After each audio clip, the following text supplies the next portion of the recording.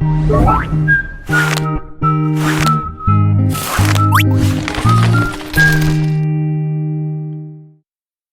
Fund என்றால் என்ன? ஆக நமக்கு மியூச்சுவல் ஃபண்டை பத்தி என்ன தெரியும்? டிஸ்க்ளைமர்: மியூச்சுவல் ஃபண்டில் முதலீடு செய்வது மார்க்கெட் ரிஸ்க்குகளுக்கு உட்பட்டது. ஸ்கீம் சம்பந்தப்பட்ட எல்லா ஆவணங்களையும் கவனமாக படிக்கவும். இந்த டிஸ்க்ளைமர் இதுக்கு முன்னாடி கேட்டிருக்கீங்களா? உங்களுக்கு குழப்பி இருக்குமே. மியூச்சுவல் ஃபண்டோட உங்க சம்பந்தம் இவ்வளவுதான், அப்படித்தானே? அப்ப கொஞ்சம் தான் தெரியும் மியூச்சுவல் ஃபண்ட் அதன் நன்மைகளை பத்தி.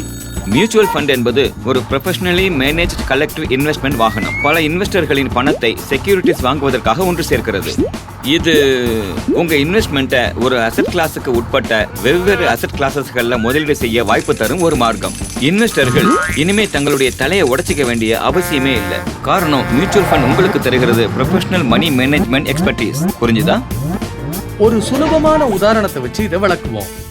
பாயிண்ட் ஏல இருந்து பாயிண்ட் பிக்கு போக 2 வழிகள் இருக்கு. நீங்க உங்க சொந்த பைக்ல போகலாம், இல்ல பப்ளிக் டிரான்ஸ்போர்ட்ல பிரயாணம் செய்யலாம்.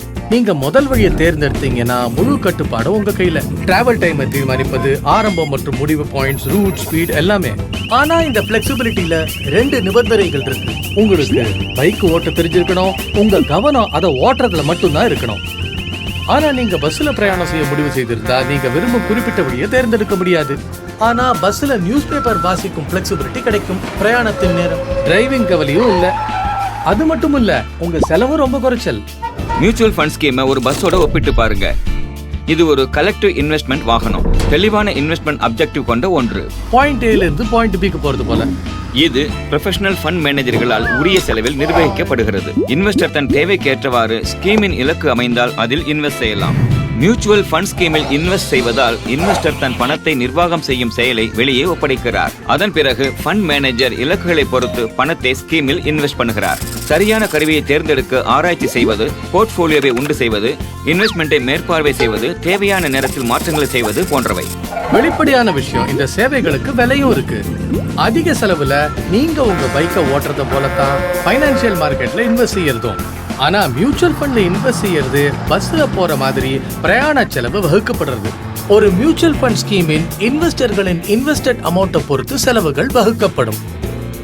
மியூச்சுவல் ஃபண்ட் இன்வெஸ்டர்களுக்கு அதிக பிளெக்சிபிலிட்டியை தருகிறது. இன்வெஸ்டிங் துவங்கும் நேரம் பெரும்பாலான சமயங்களில் இன்வெஸ்ட்மெண்ட்டை வித்ட்ரா செய்யும் நேரத்தை தேர்ந்தெடுக்க உதவுகின்றது. இது மியூச்சுவல் ஃபண்டை ஒரு நபரின் பினான்சியல் கோலை பிளான் செய்யும் இன்வெஸ்ட்மெண்ட் வாகனமாக்குகிறது. இன்வெஸ்டர் தன் பைனான்சியல் கோல்ஸ் மற்றும் தேவைகள், தொகை மற்றும் டைம் ஹாரிசன் இதில் தெளிவாக இருந்தால் இலக்குகளை பூர்த்தி செய்ய உதவும் ஸ்கீம்களை சுலபமாக தேர்ந்தெடுக்கலாம். டிஸ்க்ளைமர்: நீங்க நினைக்கிற மாதிரி மியூச்சுவல் ஃபண்ட்ஸ் அவ்வளவு சிக்கலானது இல்ல.